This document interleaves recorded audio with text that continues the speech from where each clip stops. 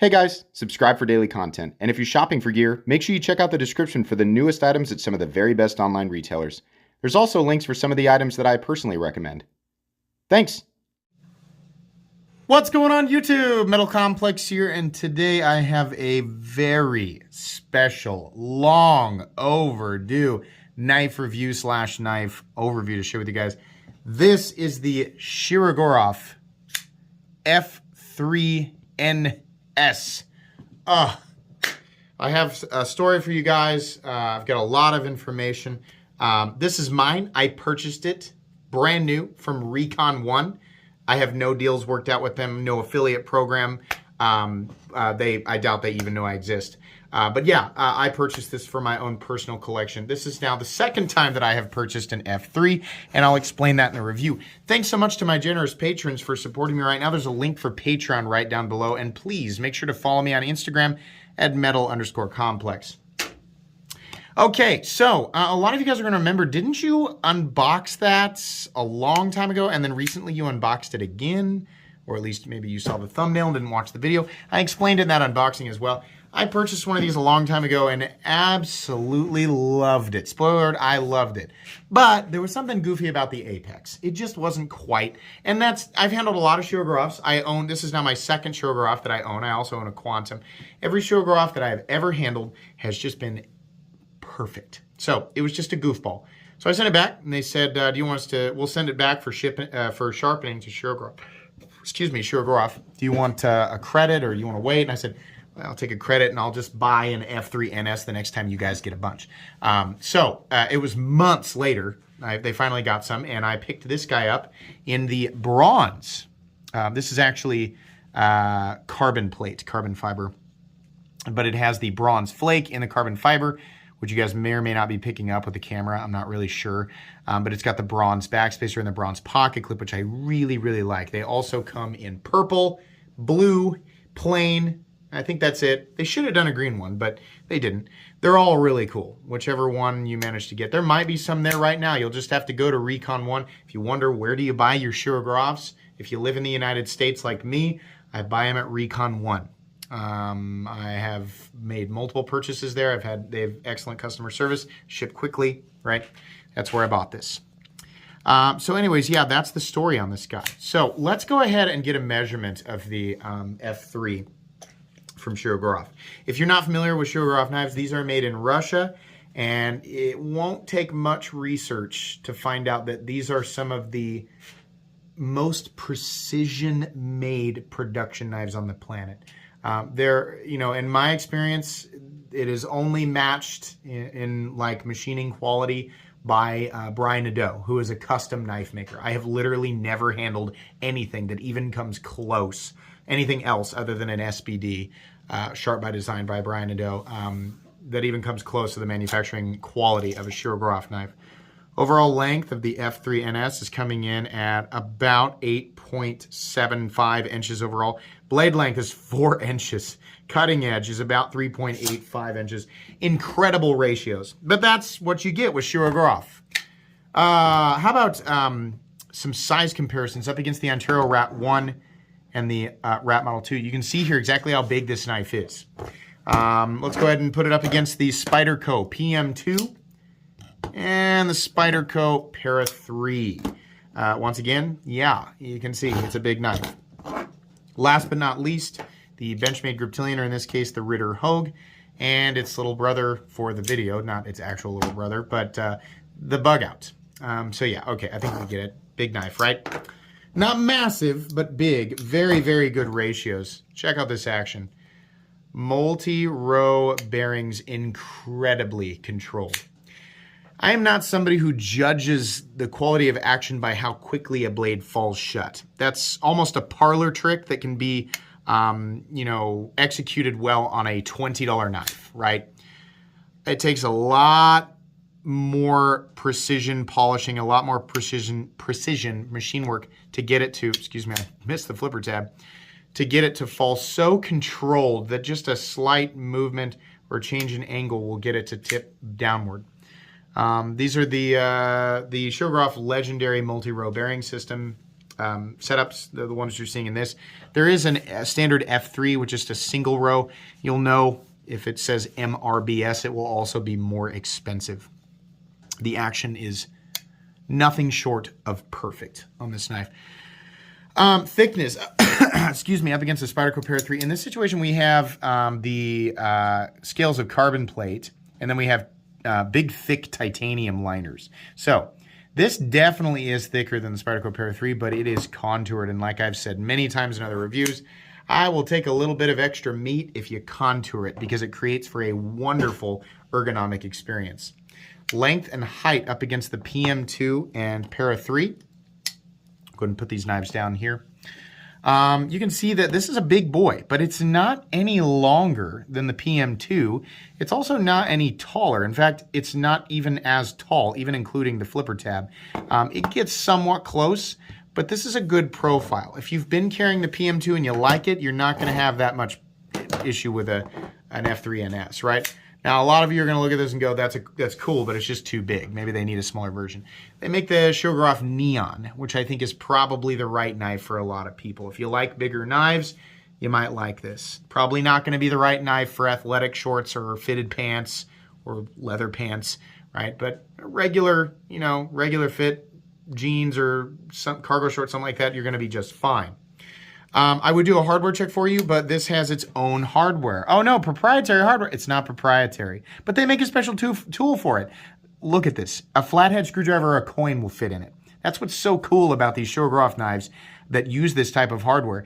It is their own thing, right? If you've seen it before, it's from somebody who's copying Shirogorov or somebody who's literally cloning Shirogorov. Speaking of clones, Shirogorov knives are some of the most cloned knives out there. People who own these will tell you that they are the same quality as the real thing. People who don't will, people will hunt them down and they'll convince themselves. They are not. I have gone to many different like firearm shows where they also have knives. I always see those Shirogorov clones, no, they're garbage. They're absolute trash. You should never buy a clone. I don't care if it's a good deal and it fits my budget. I can't afford it. Well, listen, there are plenty of inexpensive knives out there that are original designs. Don't support companies who steal the design, right? And if you feel like you want to, this is one of those situations where I'm telling you to listen to me, and I'm also going to tell those people who want to make an argument for clones that I'm not going to listen to them. I know that doesn't create a fair arena. I don't care. Don't buy clones. They're not as good as the real thing. End of story. Moving on here, we have the premium carbon plate. I love how this carbon plate looks. A lot of you guys have probably heard about the situation on Knife Nuts podcast with carbon plate. I would go listen to that, inform yourselves on carbon plate. It was kind of an unfortunate deal. That's all I'll say about it. In this situation, the scales that carbon plate created for Shirogorov on the F3 NS series are stunning. We'll talk more about that here in a sec. We have the carbon plate, carbon fiber, titanium liners, and then an M390 blade. We'll go ahead and measure blade stock thickness so you know what we're looking at before we weigh it. Blade stock thickness is, let's see here. I'm going to guess that's 155 thousandths. Yeah, almost exactly. It says 153. It's probably 155. That doesn't bother me considering it's a fully flat ground blade and it gets stupidly sharp at the edge. Shirogorov makes an incredible blade. These will cut. Even at 155 thousandths, which is fairly thick, yeah, the end result, the final cutting bevel is ridiculously sharp. Weight on this guy, I want to say these weigh something like 4.5 ounces. Let's find out. 4.76 ounces, not quite, with 4 inches of blade, right? And 4.76 ounces. The ratios are not perfect, but they're still very impressive considering this is a nearly 9-inch knife with a 4-inch blade. Oh, we have a second. Let's try it again. 4.8 ounces, right? Extremely impressive in my book, and you can see here that they have gone to great lengths to mill out the internals. In fact, the milling itself just looks luxurious. They've like chamfered the edges in the milling, like an area where you would never touch it. They went out of the way to make that part of the knife look nice. It just doesn't surprise me at all with Shirogorov. I don't think I finished what I was saying about the hardware. The nice thing about the hardware is that it looks really cool and very specific to the Shirogorov knives because it is. They make the hardware in-house. But you can also, you don't have to buy it. Like people come, they're like, the tool is so expensive. Don't buy the tool. Just use a coin or a screwdriver, or don't touch it. My Quantum has been flipped probably 800 times. The pivot has not backed out. Nothing has changed. It probably won't, right? But if you need to, you can do it with a penny. I can guarantee the copper on the outside of the penny is going to be softer than the material they use for the pivot, which I believe is titanium. I can even check that real quick. Well, that's hard to do if it's right next to the steel blade. Actually, it feels like, unless it's trying to grab the blade, it feels like that might be steel. There's a chance that the hardware is steel. I don't know that I really care. But either way, whether it's steel or titanium, my point is it's going to be softer. The penny is going to be softer than the hardware there. So anyways, have we finished with everything? I think we have. My goodness, is this a good looking knife? Now, not everybody is going to agree, but I think this is one of the nicest looking pocket knives out there. And Shirogorov, get my Quantum out. Shirogorov is always doing the really like, all their knives look like hypercars, right? Ultra luxury, but at the same time, just crazy, like super performance oriented, kind of aggressive. You know, it's like you've got companies like Cold Steel that are all about the aggressive look. And then you've got, what's another good, like Chris Reeve, who's really about the elegance. And then you've got Shirogorov, where everything is just inexplicably mashed together. And it's hard to comprehend, you know, it's just, these knives are just beautiful. Now, they come with a hefty price tag. And a lot of people just can't, they just don't get it. And that's fine. Nobody needs to buy how much is this knife? It's $900. Oh my God, I better type this guy up a paragraph so that he knows how great. Go ahead, I don't care. 85,000 comments a year on this channel. I've read everything, every corner of every complaint, people getting so mad that $900 knives exist. You could buy a gun for that. Yeah, save it. Trust me, save it. Nobody needs a $900 pocket knife. And this reviewer that's talking to you right now is not going to try and convince you that you're going to get more utility out of a $900 pocket knife than you would even a $50 pocket knife. No, that's not why people are buying these. Will they function? Will they last? Oh yeah, they're very durable, very performance oriented, right? In some cases, they will create for a more luxurious user experience, right? But for the most part, people are buying these for the craftsmanship that goes into them, for the incredible level of detail, right? Attention to things that don't even need to be paid attention to, like polishing the internal parts where they have milled it out for weight reduction. Shirogorov does that. Every last part of this knife is exactly perfect. There are no flaws whatsoever on this thing, and that's just what you get with Shirogorov. I did a video where I talked about all of the nicest knives in my collection. I talked about micro flaws, looking at things under a magnifying glass. For the most part, you know, if you have a knife that you think is perfect, if you look close enough, you'll usually find a flaw, right? And I've done that with all of my knives. The only knife that was truly perfect in my collection, up until this point, was the Shirogorov Quantum. It had no flaws. Now I have two knives that have no flaws. And the other one is this F3 NS. It's the same as my Quantum. Now the funny thing is almost ironic, right? That the first one I had was perfect other than the apex, which I honestly think it was just like as they came off the sharpening belt, they just rounded too much, right? Because it was consistent. It just wasn't a perfect apex, right? It was just a goof, which even Shirogorov is capable of from time to time, you know? But when I say perfect, I mean beyond beyond, you're right? It's not perfect and like, oh, my Wii knife is perfect. And this sounds like a big flex. Listen, I like Wii knives. I've got knives that are $100, $200. I've got knives that are $20, right? I like that stuff, right? But I'm not talking about like, oh, it's perfect like a Wii knife. No, this is above and beyond. They take extra steps to make sure that every last teeny tiny detail of these knives are not only perfectly machined, but impressive to look at. Everything is meant to sort of flow and contrast perfectly with the materials around it, right?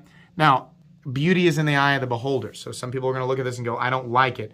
But I think few could deny that, you know, this level of intricacy, all of these little teeny tiny things like the shadow boxing or the milling or just where the lines end in certain areas and start in other areas, it's all meant to flow so perfectly. And that's what Shirogorov does.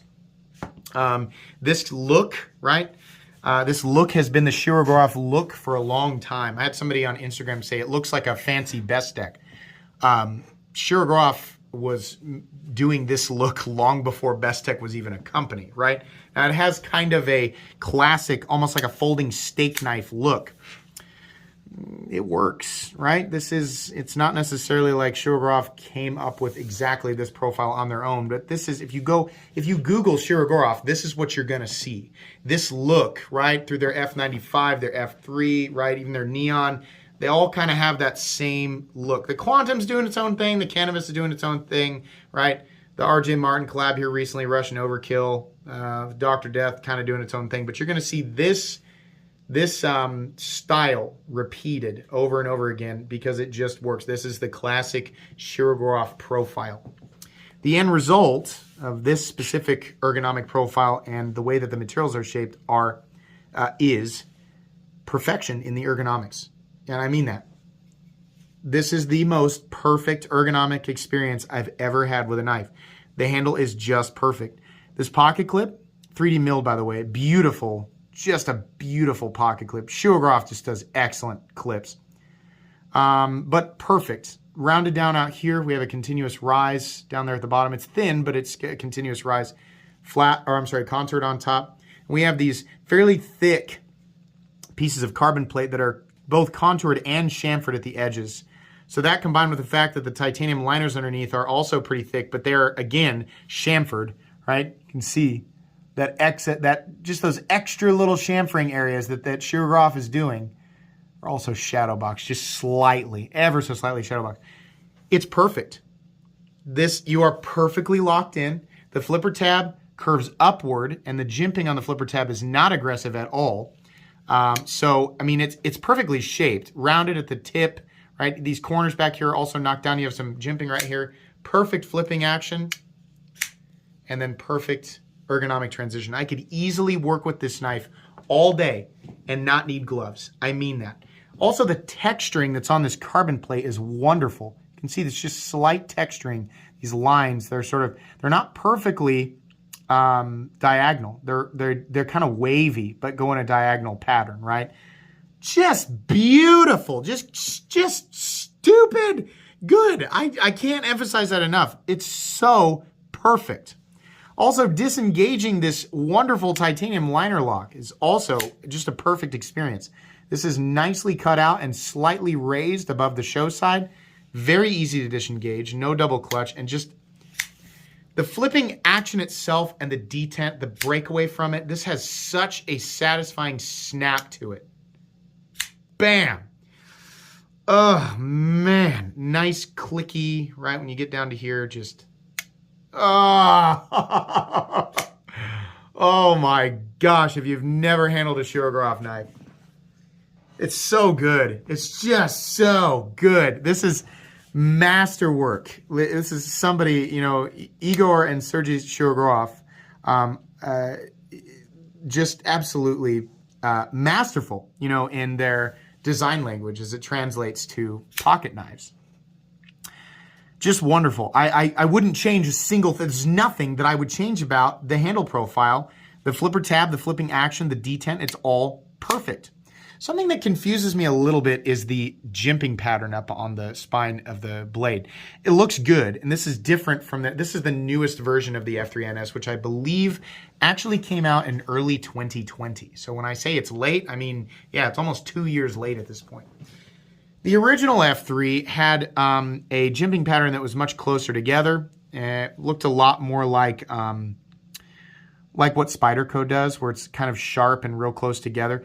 A lot more functional. I think what we need is, like, this is beautiful to look at, but it's not really functional at all. There's no lock-in, right? I don't necessarily need it, but there's no lock-in. We just need more jimps, and they need to be a bit sharper so that they actually catch your thumb. Nice to look at, nice to the touch, doesn't really do anything.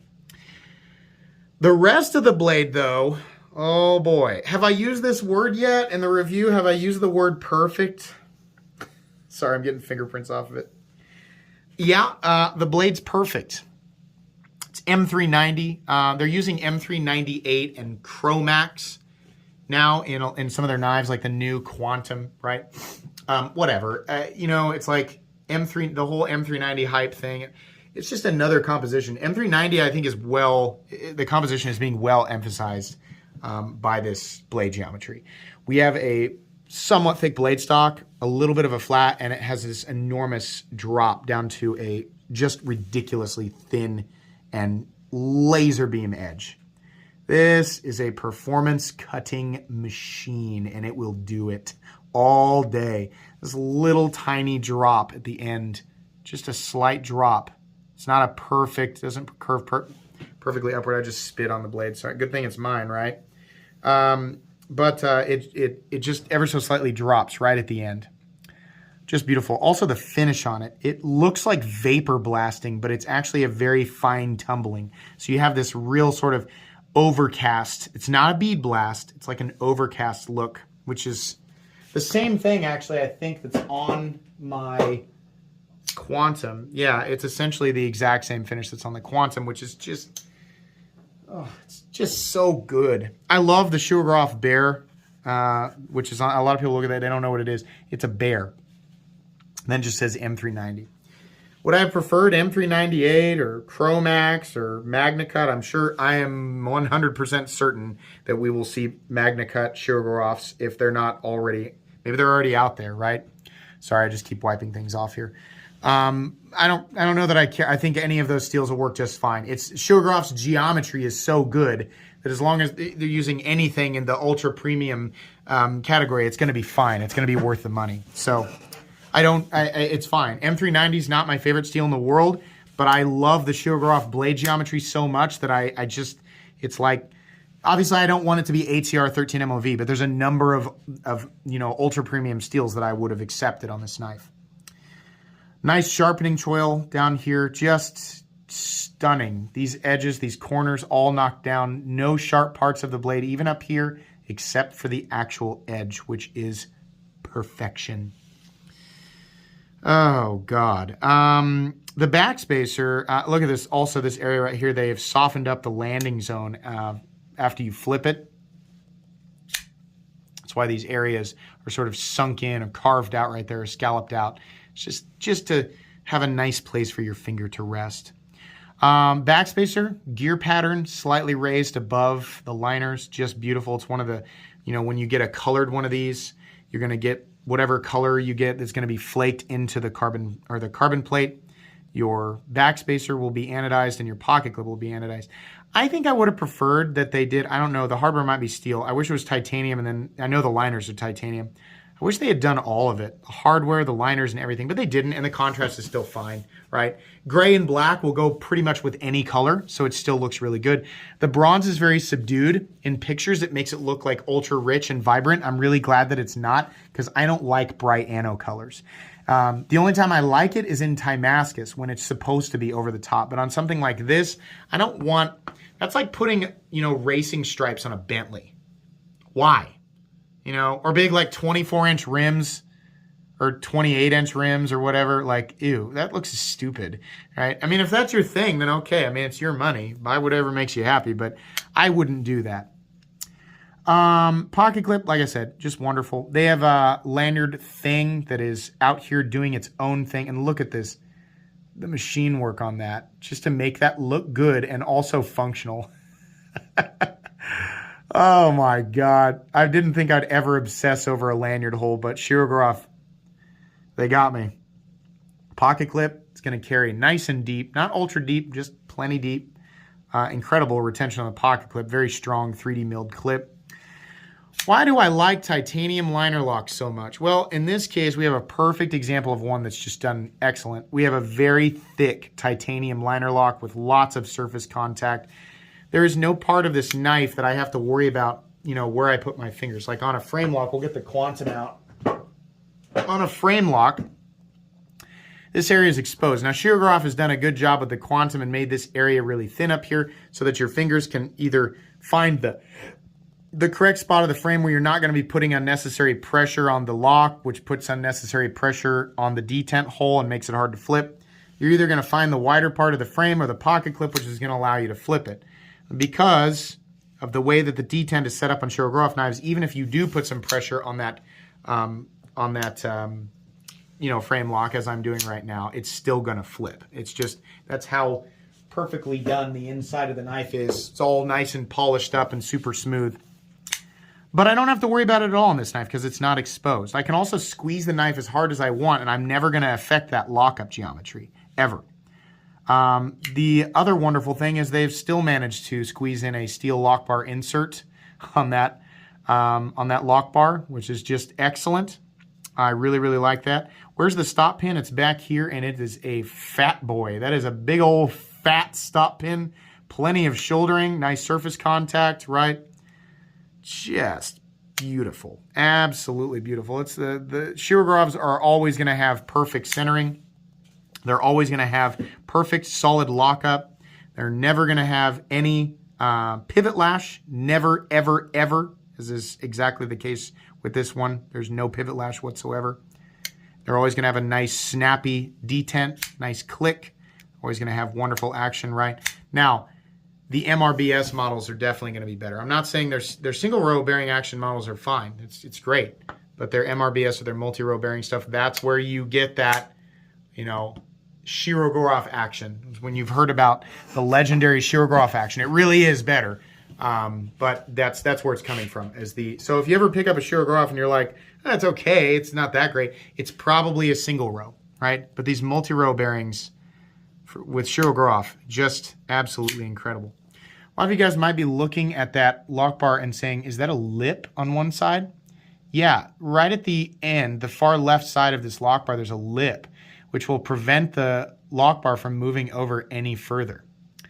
I don't know why they do that, because at that point, if it had worn away that much, eventually it's going to wear away all the way and you're going to have lock rock and it's just going to be stuck, unable to lock up further. It can be remedied the same way that any other frame lock or liner lock, you know, with a steel lock bar insert would be remedied, and that's by taking out the chip and putting a new one in, which would reset the lockup percentage. I don't know why they do that. I don't consider it a flaw. It'll take forever for that to happen, right? And then when it does, they can just make a new chip for it, which wouldn't be that difficult. Yeah, so flaws with this thing. Some people are going to say it's nice, but it's too big, right? Maybe you don't like the aesthetic, right? That's a personal thing. Same with the size, right? Most people are going to love the ergonomics. You might think the handle scales are too thick until you hold on to it and you're going to go, no, never mind. It's just really good. I don't know why the, excuse me, the jimping is the way that it is. It's not functional, but then again, I don't really need the jimping on this knife. I don't know that I'd really need it. I think I'm fine locked in enough that, you know, if I really needed to put my finger up there, even if it was slippery, I probably could still lock in. Let's see, what else? Yeah, I don't know what else I can say here. I know you guys are going to say, well, the biggest issue is the price tag. It's obviously overpriced, right? No. And I know that's going to bother some people. There are very few knives out there I think are actually worthy of these crazy price tags. I've handled lots of knives that are $600, $700, $800, $900, $1,000, $1,500, $2,000, $3,000, $4,000. I'm like, yeah, it's cool. It's obviously worth a lot of money, but it doesn't feel like it's worth that much. The the Rockstead Higo 2 at $1,500 is a great example of a knife that I think is really nice and definitely worth, about $1,000, maybe a little more, but $1,500 is crazy. The Quantum, yeah, $1,100, no problem. This knife at $900, it honestly feels like I'm getting a deal. I know I know people are going to be like, unsubscribe. It's fine. Yeah, this is easily a $900 knife. It's easily. There is nothing that even comes at anything like under $1,000. People say, what about Koenig? What about Holt? No. I'd still rather have there's nothing under $1,000 I would rather have than this. This is the nicest sub-$1,000 knife I have ever handled. And I mean this. This is one of the greatest knife designs ever. This is one of the best knives I've ever handled on this channel. And you can expect it, probably for years to come. If I'm still around in multiple years, this knife is going to repeatedly make the top 10 greatest folding knives of all time list, right? Now, the problem with the price tag is that it's not going to meet everyone's budget. In fact, it's going to meet very few people's budget. While it is one of the greatest knife designs of all time, there's no part of me that's going to tell anybody to rush out and buy this. Only a select, only a few people who are interested in knives are actually going to want a Shirogorov bad enough to pay $900 for it. It's absolutely worth it, but it's also not a knife that I'm just going to openly recommend to people, because do you need a $900 pocket knife? No, nobody does. You're not getting that much more utility. In fact, while you're getting a beautiful blade made out of M390, that the geometry itself is just wonderful. Cutting performance is going to be great, right? The finish on it looks fantastic. At the end of the day, a blade like the Ontario Rat made out of, M390 is probably going to perform relatively as well. But again, that's not why we're buying Shirogorov knives, right? We're buying them for the extra. If you value the extra, if you value the just unbelievable attention to detail, and the unbelievable quality, right, of a Shirogorov, then it's going to be worth it. There's $900 in this knife, easy, and it's not very often that I say that. I usually kind of dance around it, but I cannot tell you how confident I am in saying that. If you're the type of person who's been considering a knife like this, or you've been considering, like, if I'm going to spend a bunch of money on one knife, right, I just don't know, I want to do it, I just don't know what's going to make me feel like, justified in that purchase, the Shirogorov F3 NS. That's your knife. There are knives that cost double or triple that I wouldn't buy over this, right? I would much rather, it's like, what if they were $100 more than the F3 NS instead of twice the price? I'd still rather have the F3 NS. There's a lot, I can't tell you how accurate that is, how honest I'm being there. This is exquisite. I love it. It's going to go in my favorite knives of all time playlist. Again, the only reason it's not going to be in recommended is because, come on, it's a $900 knife. Let's be real, right? It's just not going to be for everybody. That's going to be pretty much it. Really happy that I could finally talk about this knife. This will be a permanent part of my collection. I will not be letting it go. Please make sure to follow me on Instagram at metal_complex. If you enjoyed this video, leave a like. If you'd like to check out my other content, I do, of course, have lots of videos of knives that are either expensive or inexpensive that I don't like, so check those out. And if you enjoy all my content, go ahead and click on that Metal Complex logo right there and subscribe, because there's definitely more coming. Thanks again for watching, everybody, and have a great day.